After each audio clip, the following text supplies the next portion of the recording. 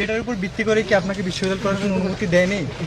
না বাস এটা তো আমি মনে করি হতে পারে বিশ্ববিদ্যালয় প্রশাসন কেন অনুমতি দেয়নি বা দিয়েছেন, দিতেই পারে নাও দিতে পারে, এটা তো তার এখতিয়ার।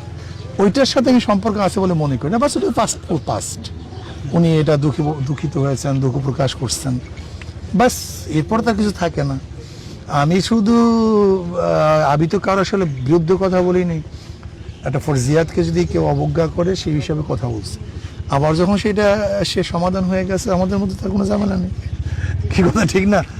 আমাদের আসলে স্থায়ী কোনো শত্রু নেই, স্থায়ী কোনো বন্ধুও নেই। আসলে একজন মুসলমানের মুমিনের স্থায়ী কোনো শত্রু থাকা উচিত না, স্থায়ী কোনো বন্ধুও থাকা উচিত না। হুব্বুফিল্লাহ বুগযুফিল্লাহ। আজকে যদি কোনো অন্যায়কারী তওবা করে সে আমার বন্ধু, আবার আজকে যদি কেউ খারাপ কাজের মধ্যে লিপ্ত হয়ে যায় সে আমার শত্রু। যেহেতু এমপি সাহেব সে দুঃখ প্রকাশ করেছেন, এরপর আর কিছু থাকে না। এটা নিয়ে আমি আর কোনো ঝামেলা করতে চাই না, বক্তব্য দিতে চাই না, এটা ওখানে শেষ হওয়া উচিত।